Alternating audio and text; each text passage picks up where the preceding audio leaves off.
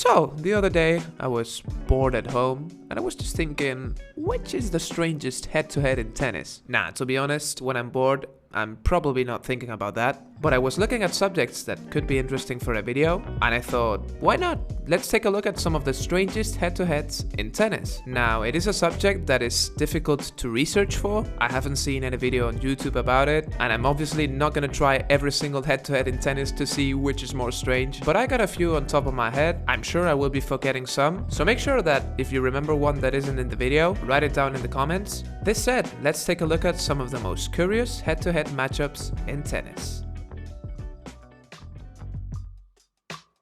Now, let's start with the man, because I'm pretty sure there's only one who has a positive head-to-head against the big three, having played against the three of them, because I'm pretty sure there are some players that have played against two of the big three members, mostly Nadal and Federer when they were younger, and have a positive head-to-head against them. It is the case for Alex Correia, former world number 2, that has a 3-2 head-to-head advantage against Federer and a 2-0 head-to-head against Nadal, but he hasn't played against Djokovic. But there is a man who has played against the three of them, he has beaten the three of them, and his name is Dominic Herbati. Some of you may have never heard about him. He was a good player, especially on fast courts, but obviously he didn't catch the big three at their prime when he faced them. Nonetheless, this man's record against the big three is 5-3. He has a 2-1 record against Federer, a 3-1 record against Nadal, and an 0-1 record against Djokovic, but he has beaten him at challenger level. So this man is statistically the toughest matchup for the big three. Who would have guessed? Now, let's see one of the most one-sided head-to-head matchups in the history of tennis, when actually both players were playing at a very similar level, two former top 10 players, both Spanish, and I'm talking about the Ferrer-Almagro head-to-head, which you would think at least would be a bit close, but it is actually a 15-1 advantage for Ferrer. And it is not as if Ferrer won most of these matches easily. Many of these matches were very close, and Almagro had a lot of chances to win them. The most exaggerated case was at Australian Open 2013, where Almagro had a 2-0 lead and served for the match 3 times, so his struggles against Ferrer were not game-wise, it was all mental, to the point he could not close a match against him. At the case where the head-to-head is mind-blowingly unequal is the matchup between Azarenka and Kerber, where if you don't follow much WTA, pretty much me, you wouldn't even know who has the advantage at that matchup. They are both great players with similar success, both have been world number 1, one has 3 Grand Slam titles, the other one has 2, so why the hell has Azarenka a 9-1 head-to-head advantage against Kerber? No idea, but I'm not gonna take a look at their matches honestly. Maybe it's not that mind-blowing, but it is pretty curious how Dominic Thiem, a top 5 player for some years now, has had so many difficulties against Fernando Verdasco, as he lost their first 4 matches played.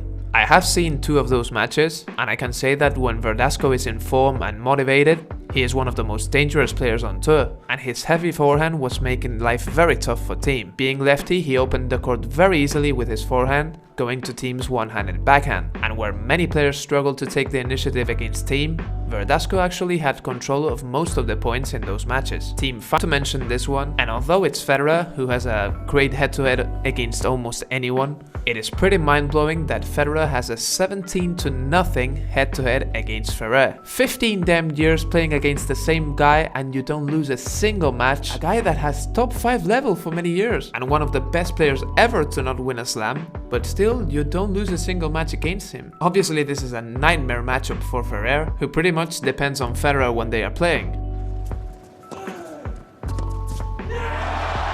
How about that?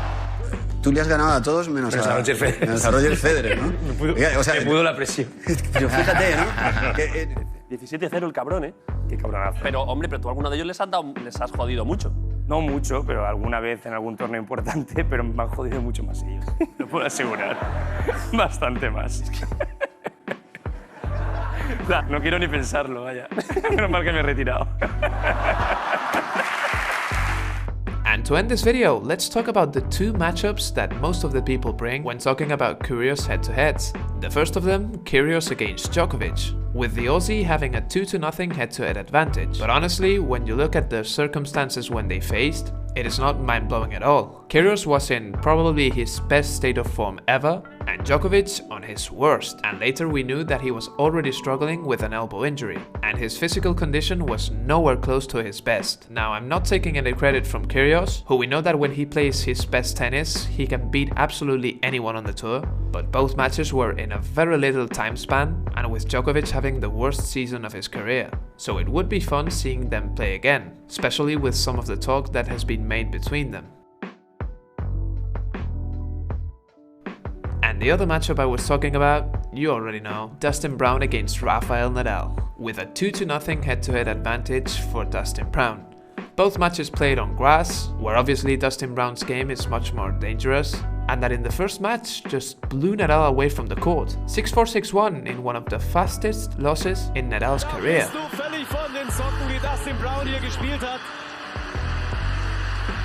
Besiegt hier die Weltranglisten Nummer 1, den neunmaligen French Open-Sieger, der frisch aus Paris angekommen ist.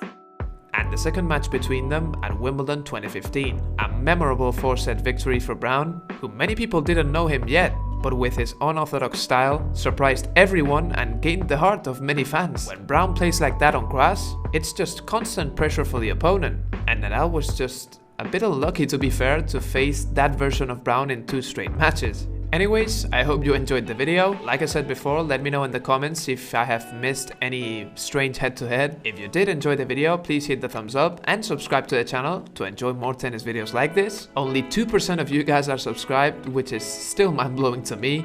So if you're part of that 98% of people who are not subscribed when they watch my videos, come on man, press that red button. It's just a click and it's free. So hopefully I will be seeing you guys in my next video. Peace!